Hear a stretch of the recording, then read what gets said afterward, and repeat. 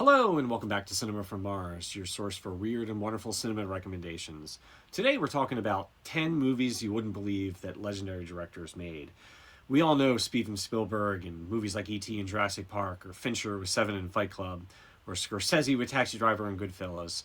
These filmmakers define generations. But every great director has one movie, that kind of strange detour that kind of says, what were they thinking when they did this? That experimental thing that they do. Why did they make these? So today I'm looking at 10 movies from 10 legendary directors, and let's talk about certain movies that popped up that are weird and wonderful and worth your time watching. They're not necessarily bad movies. In fact, some of them are absolutely great. They're just movies that feel different from their filmography and something unexpected. So let's jump in and let's check out about 10 of these great movies. All right. So we all know him from the director of Jaws and E.T., the Indiana Jones movies, Jurassic Park, tons of other great sci-fi movies, including the recent Disclosure Day. We're talking about Steven Spielberg. And in 1979, between Close Encounters, or right after Close Encounters and right after Jaws, he decided to make a comedy called 1941 with Dan Aykroyd, John Belushi, Christopher Lee, and a million other cameos. This is a World War II comedy set after the attack of Pearl Harbor, and zaniness occurs. This movie is sort of a missing movie from Spielberg's filmography. I felt like even growing up, it was never much on television. I don't think it ever really had grand releases. This is the DVD version. I'm not even sure if there's even a 4K of it. I know there's probably a Blu-ray. But we don't talk about this one enough, and what a weird choice for Spielberg after these big hits to do this weird and wacky movie. It obviously was a box office bomb. A lot of people always talk about it was one of the most expensive productions at the time. But there's some fun things in it. I feel like, you see some of the early origins of what Spielberg would become as a director. There's a really great scene with the Ferris wheel at the end. Beautiful special effects, very cool stuff. I think it's gained a bit of a cult following. I actually haven't seen it in a few years and been wanting to revisit it. So 1941 was Spielberg, definitely his weirdest film, and can't believe he even made it. There's so many great movies in Spielberg's filmography. There's a lot of other ones that kind of are underlooked, maybe Tintin or, BFG. Some weird choices. People rag on Hook a lot. I remember really enjoying it as a kid. Always is probably his one that everyone says is his worst film. But I overall love his filmography. He's one of my favorite directors. They're always enjoyable, and his visual style and elements are always, at the forefront. So do yourself a favor if you're looking for a weird and wonderful one. Watch 1941. It's definitely an interesting take in Spielberg's filmography. All right, next up we have Darren Aronofsky, who's made so many great movies, including Requiem for a Dream, Pi, Black Swan. And in 2014, he decided to do a biblical epic, Noah, with Russell Crowe, coming off a couple Oscar wins in the early 2000s. Russell Crowe and Darren made this sort of not Sunday school version of Noah, and definitely a weird and wonderful one to check out. I especially like this movie for the weird fallen angel rock creatures that are in the beginning of the movie. Always fun. I think a lot of these dark fantasy elements that are on full display in this. Definitely a weird jump from movies like Requiem and Pi and The Fountain for Darren. Definitely think it's an odd movie within his filmography. Mother and the Wrestler and The Whale he did after this. But man, this one's a really interesting one. Jennifer Connelly's in it, Emma Watson, Anthony Hopkins is in it. There's some beautiful cinematography. I think a lot of people didn't really like this. I remember seeing it in the theater and really, really enjoying it. And even though there's these weird fallen angel rock creature things, and you're like, what is this? And I found that to be fascinating. So this is Darren Aronofsky, and this is Noah from 2014. If you're looking for something fun, for a non-Sunday school version of the Noah Ark story, I recommend Noah. Check it out. Next up, we have a director that has created a career in making dark, unsettling movies like Seven, and Fight Club, and Gone Girl, and Zodiac. So naturally, he decided to make a sweeping romantic epic with a man that ages backwards. We're talking about The Curious Case of Benjamin Button. This is based on a short story by F. Scott Fitzgerald. Benjamin Button is played by Brad Pitt. He was a man that was born an elderly person in appearance, and he becomes younger as he ages, while everyone else is growing older as they age. And this is about him and Kate Blanchett in a romance, finding themselves in the middle. The movie expresses, time and sadness, and, to me it feels like a weird Forrest Gump sort of adjacent movie. And what an interesting departure from Fincher making so many darker movies of his time. Some of the darkest. I mean, I think Seven may be one of the scariest movies I've ever seen. So, Curious Case of Benjamin Button, very curious choice for Fincher to make. Obviously has a lot of his beautiful camera work and his filming techniques. And so there's a lot of interesting things about that. The special effects are very interesting. It won 3 Academy Awards for art direction and makeup and the special effects, that the de-aging process. So a man that's obsessed with serial killers and doing all these crazy movies. Here's a crazy romance. If you haven't seen it, this is a weird and wonderful one to watch. The Criterion put it out. Actually, it's probably my least favorite Criterion because it's sort of a regular disc that they have in a sleeve. I think is the only one that they do this way. But Curious Case of Benjamin Button from David Fincher, definitely a weird and wonderful choice for you to pick up. All right, we're going back to a legendary film director with Stanley Kubrick. You all know him from 2001 and Clockwork Orange, Full Metal Jacket, The Shining. But in 1960, he directed Spartacus with Kirk Douglas. He worked with Kirk Douglas a few years earlier with Paths of Glory. And this is an interesting one. This was originally directed by Anthony Mann, who fell off the project. Kubrick came in. This is filled with hundreds of extras and large battle sequences and kind of none of the oddball sensibilities and genre filmmaking that you would expect from Kubrick and his other work. So that's why I'm highlighting this one. There's some wonderful things in this. It's a very watchable movie. This 4K is beautiful. But way different than, say, something like Clockwork Orange that came out, 6 or 7 years later. His style is definitely a lot different. And this one, sort of standard Hollywood fare. This won a few Oscars. It's definitely well remembered for the I Am Spartacus scene at the end. But it doesn't feel like a Kubrick movie. So that's why I'm highlighting it here. It's a weird and wonderful one. And if you haven't seen it, I definitely recommend checking it out. Kubrick is such a master. Every one of his movies is worth studying and celebrating. Some of his early work, like The Killing and Paths of Glory and Killer's Kiss, if you haven't seen those, I would definitely check those out. I know everyone knows, some of the cult movies, Clockwork Orange and 2001 and such, but, don't forget about his early work and just see how he grew as a filmmaker throughout his career. So this is Spartacus, 1960, another great, weird, and wonderful one from a legendary director. All right, next up, we have one of my favorite working directors at the moment. We're talking about Paul Thomas Anderson, who finally won some Academy Awards for one battle after another, including Best Picture last year. PTA is best known for Boogie Nights and There Will Be Blood and Magnolia. And right after Magnolia, he made a Adam Sandler movie in 2002 called Punch Drunk Love. What a strange detour after coming from those movies for him to make something like this. Adam Sandler was still a very hot commodity, making lots of silly movies at the time. And this is one of the most unique, romantic movies and comedies of the time. It follows Barry Egan. He's like a small business owner who has anger issues, and he unexpectedly falls in love with this girl named Lena. And at the same time, he's, being harassed by a phone sex company trying to blackmail him. A lot of craziness, very short movie, very silly.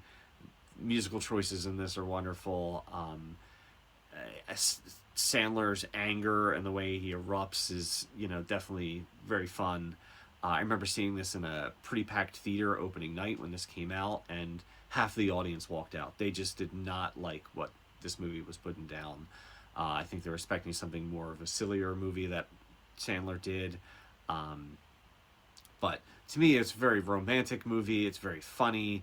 It's very silly. I really, really like this. I feel like it's a weird detour in PTA's career at the time. He's since done other wacky comedies like Inherent Vice or maybe Licorice Pizza. But what a weird creative swing for Sandler, for PTA, and a wonderful movie if you haven't checked it out. Adam Sandler obviously has gotten a little more dramatic roles under his belt, Uncut Gems and stuff, but this is a good first one where you can really see him migrating into something more than just kind of the Billy Madison character. So PTA, one of my favorite filmmakers. I think he has a perfect filmography of films. Every one of them is great, and this is no different. So check out Punch Drunk Love if you haven't seen this. All right, next up we have one of the most interesting filmmakers on the list.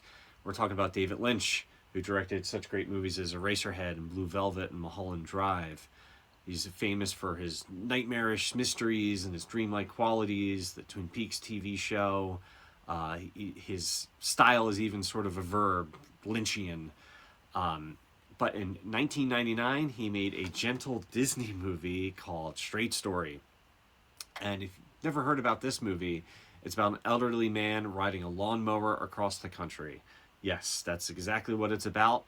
It's based on a true story of Alvin, an Iowan man whose estranged brother has become ill, and he doesn't have a driver's license, so he decides to travel hundreds of miles on his lawnmower to visit him.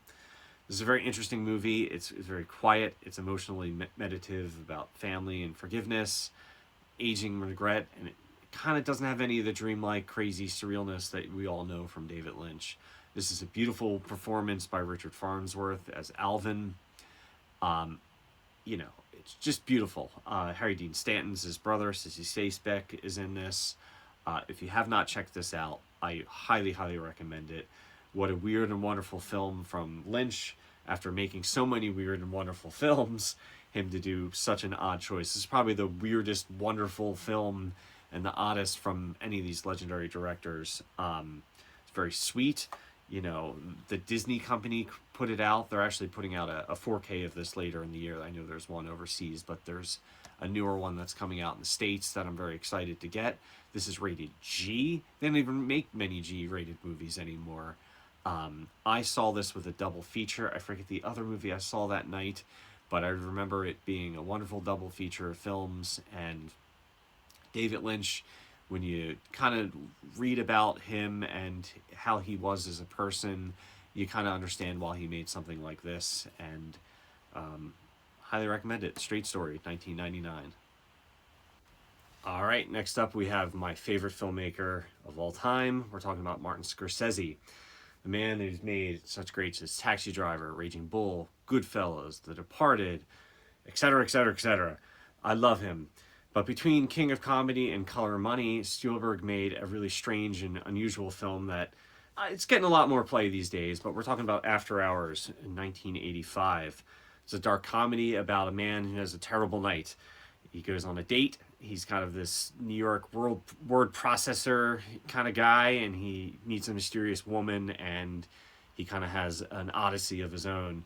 It's this sort of like an Alice in Wonderland-esque tale of as he is just trying to get back home, and everything's becoming more and more increasingly weirder and more nightmarish. His money disappears. He has weird taxi cab rides. He meets crazy strangers, all in one night. It's a movie that feels like, Scorsese's directing this Alice in Wonderland sort of story. Cheech and Chong are in this as sort of the Tweedledee and Tweedledum character. Fun comedy, very interesting movie after coming off of so many heavy hitters like Taxi Driver and, Mean Streets and things like that. Scorsese fills it with so many great musical choices and some camera work things, and the editing by Thelma is always phenomenal. This actually won Best Director at the Cannes Film Festival, Criterion has put out a really nice 4K of this a couple years ago, and it's definitely gotten a bit of a revival. But definitely an odd and weird and wonderful film in Scorsese's filmography. Many people might point to something like Hugo. That would be a weird one in his filmography. Him making a kids movie way later in his life, right before Wolf on Wall Street, and right after Shutter Island, and winning after The Departed. Scorsese, the man can direct anything. I absolutely adore him. So many great movies, so many masterpieces. To me, he is the greatest of all time. And this is one, if you haven't seen, I highly recommend it. It's very fun. The all-in-one night sort of thing. There's great cameos by, John Hurd's in it. Catherine O'Hara's in it.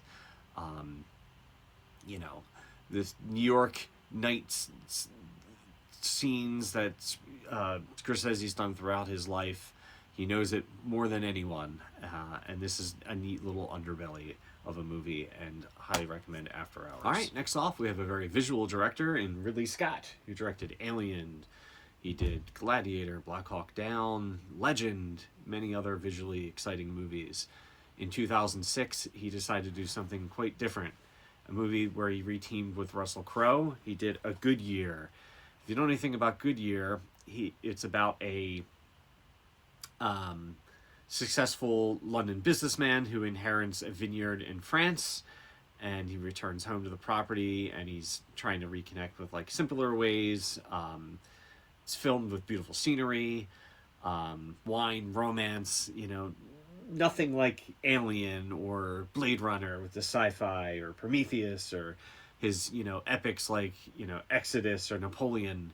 So definitely a weird and wonderful choice for Ridley Scott to choose.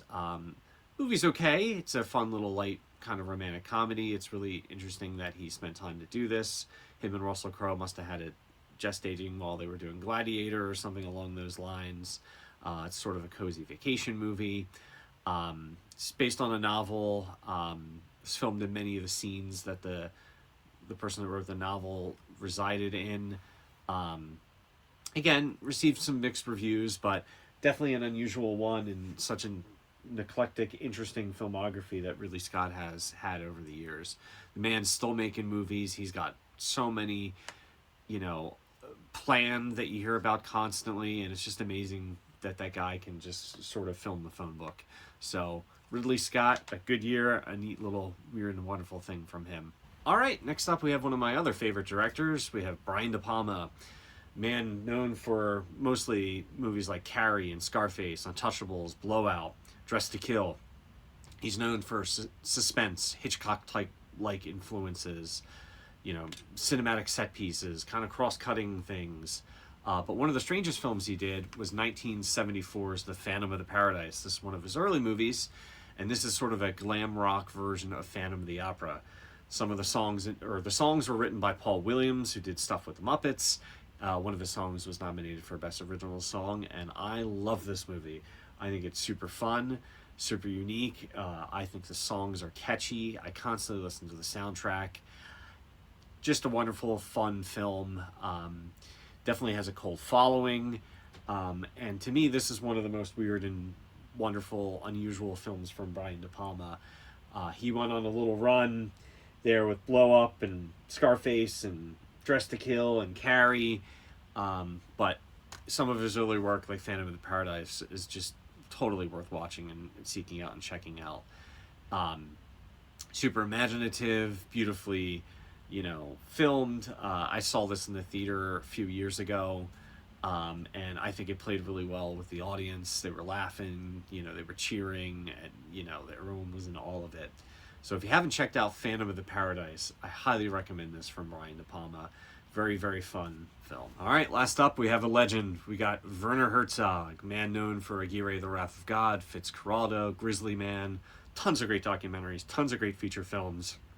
His movies are usually filled with intense philosophy, focused on kind of humanity, battling circumstances. He always has animals that kind of interact in his movies. He's got all sorts of different styles to him. So many great things. But what happens when he makes a movie with my man Nick Cage? Well, We were talking about Bad Lieutenant, Port of Call, New Orleans, which came out in 2009. What a weird and wacky title. What a weird and wacky movie. Typical Nick Cage sort of performance. I think it fits totally in his wheelhouse with Herzog, with this sort of thing. You know, unstable police officer investigating a murder case. There's animals in this. There's a white alligator in this. There's some bizarre humor and some like hallucinogenic sort of stuff. All sorts of good Nicolas Cage stuff. This is based off of an Abel Ferrara movie, Bad Lieutenant. They're sort of making a franchise out of these. I think they're doing a Bad Lieutenant Tokyo that's coming out soon as well. Supposedly Herzog never saw the original movie before making this, which also makes it even more interesting. Coming after so many great successes with Grizzly Man and everything else he does, when I heard this was announced that he was doing Bad Lieutenant, Port of Call, New Orleans, I kind of chuckled. I was like, really? Like, he's interested in this, etc. And, you know, sure enough, it was a very fun movie that he did, and, you know, definitely fits in with the Herzog repertoire and also Nick Cage. So if you haven't checked out Port of Call, New Orleans, I highly recommend it. And if you haven't seen Bad Lieutenant by Abel Ferrara, you should check this one out too. Both weird and wonderful movies, and both their filmographies are really worth discovering. Well, there you have it. 10 great movies from 10 legendary filmmakers. These are all some weird and wonderful U-turns that they took in their career, but that doesn't mean they're bad movies. A lot of these are fun, great, exciting movies to watch and discover. Probably my three favorite are Straight Story, After Hours, and Phantom of Paradise. Those are great movies if you get the chance to check them out. I love talking about movies. Please comment below if you think I'm right on the choices that I picked today, or if there's some ones that you think are even weirder from them. I got some videos here talking about some Criterion movies. There's always some great overlooked gems in their catalog. Please like and subscribe, and until next time, keep spinning those discs.